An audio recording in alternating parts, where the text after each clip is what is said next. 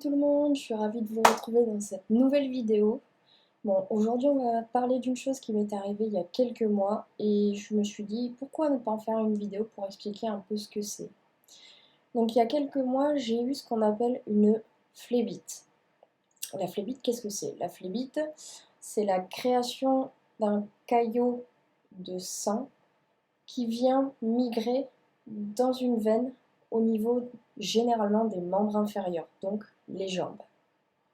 Deux types de phlébite. Il y a la phlébite sans gravité, celle qui m'est arrivée, et il y a la phlébite plus grave. Donc je vais vous expliquer la différence entre les deux. Donc moi j'ai eu une phlébite superficielle, sans gravité, c'est-à-dire que le caillot est resté dans ma jambe, là où il était. Voilà. Et on a la phlébite qui est plus grave, qui, elle, par contre, peut avoir des conséquences assez catastrophiques, parce qu'en fait, ce caillot va venir migrer et peut aller se loger dans l'une des artères pulmonaires. Donc la personne fait ce qu'on appelle une embolie pulmonaire. L'embolie pulmonaire est une urgence vitale. Le traitement doit vite être démarré et surtout, le patient doit être pris en charge de suite. Mon histoire, et je vais mettre après en parallèle ce que j'ai vu dans les recherches que j'ai faites. Les recherches que j'ai faites, j'ai réussi à les trouver sur le site amélie.fr, donc le site internet de la CPAM. C'est pas des recherches que j'ai trouvées je ne sais où. Voilà. Donc si vous avez besoin de plus d'explications, je vous recommande soit d'aller voir sur le site ou soit de voir avec votre médecin. Parce que bien entendu, je le redis, je ne suis pas médecin, je ne suis pas infirmière, je suis aide-soignante certes, mais là, c'est Angélique, la personne qui a vécu la phlébite, qui vous parle. Donc c'est pas la peine de me dire oui, j'ai ci, j'ai ça, j'ai là. La réponse sera toujours la même. Vous avez le moindre doute, allez consulter. Je revenais de ma séance de kiné et j'ai commencé à avoir le mollet un peu rouge. Bon, un peu chaud aussi, j'avais un peu mal. Donc je ne me suis pas trop attardée, vu que je fais de la rééducation pour mon dos, que l'objectif est aussi de muscler les cuisses, les jambes, les fesses, enfin c'est quand même une rééducation assez complète. Je me suis dit bon c'est pas grave, voilà. C'est peut-être une courbature, ou je sais pas. Et plus on avançait dans la semaine, et plus en fait je me suis retrouvée avec le mollet qui devenait rouge, qui était gonflé, qui commençait à devenir chaud. Il faut savoir chez les soignants que ce sont généralement les trois signes qu'on nous apprend: rougeur, douleur, chaleur. Quand on a ces trois signes, de suite on avertit le médecin: attention, c'est pas normal, il y a ça. Voilà, donc moi je présentais ces trois signes. Donc je suis allée voir un médecin, je lui ai montré ma jambe. Entre-temps, l'œdème, donc le gonflement de mon mollet, avait dégonflé. Mais le médecin regarde, me dit bon, pour moi il n'y a pas d'œdème, je pense que c'est les tendons, mais on va faire une prise de sang. On va mesurer ce qu'on appelle les dédimères. Alors, je vais vous expliquer ce que sont que les dédimères. Résultant de la destruction de la fibrine est produite lors de la coagulation. Donc c'est normal d'en avoir, mais jusqu'à un certain taux. C'est ce taux en fait qu'on va mesurer lors d'une prise de sang en laboratoire.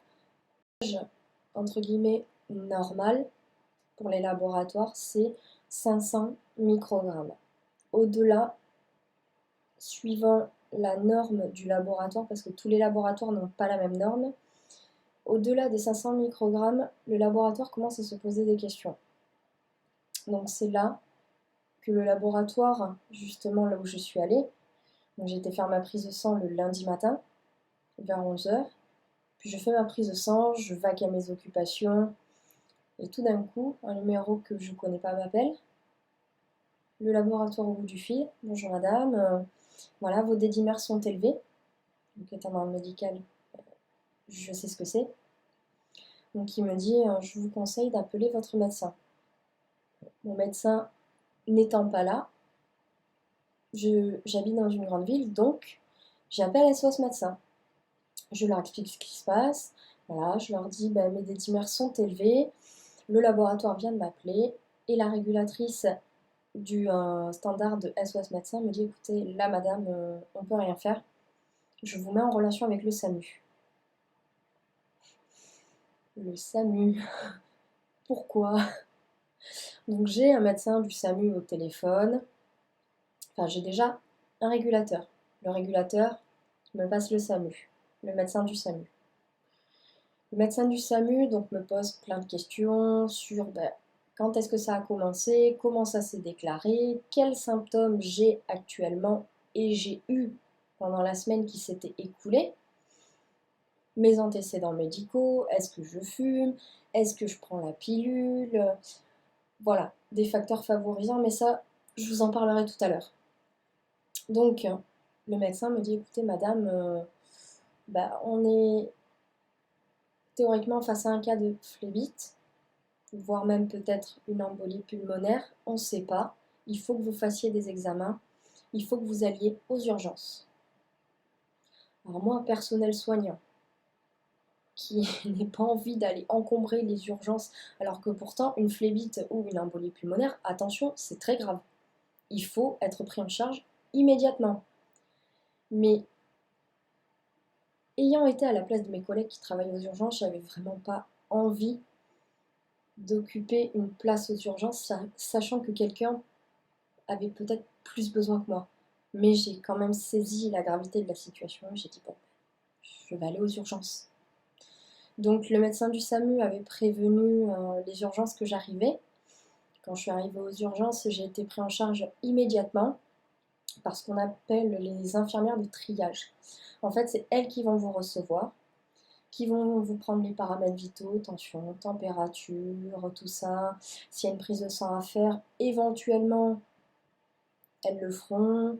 Moi, ils m'ont fait un électrocardiogramme, donc en fait, ils m'ont mis des patchs sur la poitrine et sur le torse pour pouvoir mesurer les battements de mon cœur, l'activité électrique de mon cœur, voilà. Donc vraiment, j'ai été pris en charge très très vite. J'ai eu dès cet instant-là interdiction de marcher parce qu'on ne sait pas, ça peut être une thrombose veineuse, donc une phlébite, ça peut être superficiel, ça peut être profond, si je marche, le caillot peut migrer. Donc du coup, elles m'ont installée dans un fauteuil roulant. Et en attendant qu'une place se libère dans les urgences, elles m'ont fait attendre en salle d'attente. Donc, étant personnel soignant, je sais qu'il y a de l'attente. Je sais que voilà, ils sont surchargés, qu'ils ne le font pas exprès, que s'ils pouvaient soigner tous les patients en 10 minutes ou même les prendre en charge en 10 minutes, je sais qu'ils le feraient. Donc voilà, j'avais amené un bouquin, j'avais amené des mots croisés, je le savais. Donc voilà, j'ai commencé à prendre mon bouquin. Après, j'ai fait mes mots croisés. Sauf que j'ai été très très très très vite prise en charge.